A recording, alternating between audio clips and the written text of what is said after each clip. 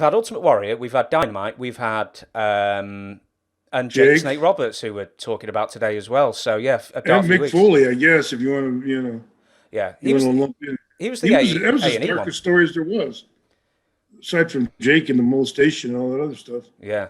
I think it was when Mick Foley was walking, like in present day. That was probably the scariest sight of all the documentaries as of recent. Yeah, yeah, and he's days away from being like me. Hmm. Just a complete mess.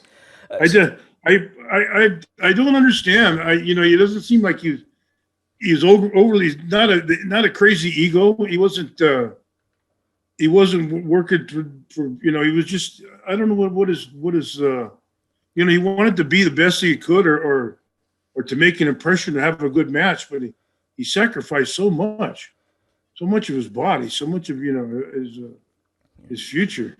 maybe he just didn't have enough ego, that he didn't think he was good enough to be there, and therefore took all these extra risks that maybe he didn't need to. Maybe at one time starting, but when you're in the cage with the Undertaker at WrestleMania, it's pretty much you've reached it. They're paying to see both of you. It's pretty much just you've reached some kind of notoriety in your field. Yeah. That was at King of the Ring '98. I remember specifically, and I remember reading his first book that he said that he thought he'd almost reached the end of the road by that point. That's why he ended up allowing himself to take all these crazy risks, because he thought he'd switched characters too many times, maybe.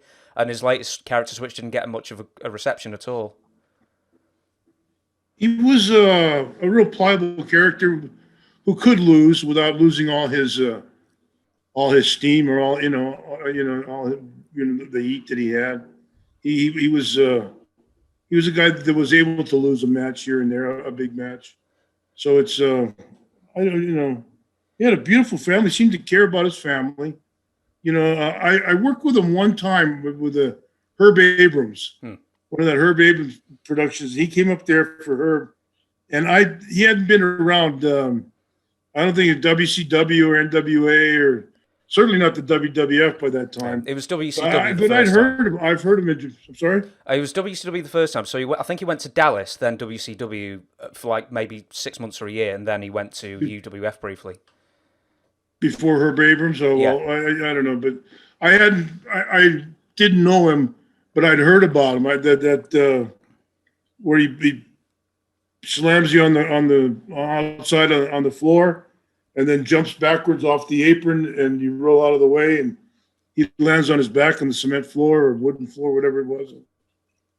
I was old, and I was just up there for I was using the booking as a Valentine's Day. Took my wife and we were going out to Little Italy and stuff.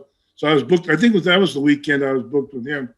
And he said, "Oh, brother," I said, let's take it easy here. I said, "This is a fly by night operation here." I said, "We don't need to, we don't need to kill each other, or don't go out there and kill yourself. For me, it's just, let's just get through it." So we didn't have any of the, it was a good rugged match, but we didn't have any spectacular death-defying moves. Yeah. Did he ever profess his love for you and Jimmy Snuka in 1983 cage match?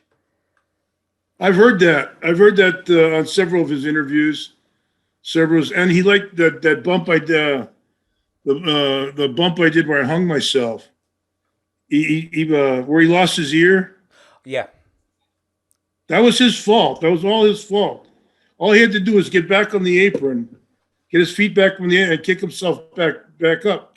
When you flip yourself up like that, you're too tight. You're and then when you hang over the side, you're hanging, and you are actually hanging on the ropes. I did that for Valentine one night.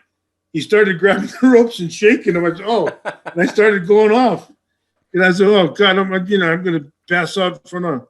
I think we're in Philadelphia, 18, 20,000. Oh no, pass out and crap my pants here in front of 20,000 people. Oh God.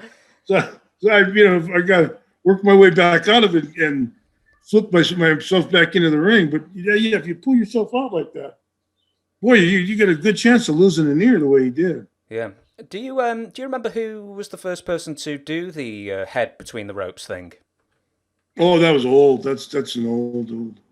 I was ever seeing Gene LaBelle, Mark Lewin, Gene LaBelle, before I even started wrestling, depending on the ring, you'd have to have some pretty supple ropes that weren't going to snap your neck off as soon as you flipped over like that, and that you could control, to your, as you sort of more or less pass out going from it. But, there were some ropes, some ring, in those days that there were cable ropes and wire cable, you definitely choke yourself out.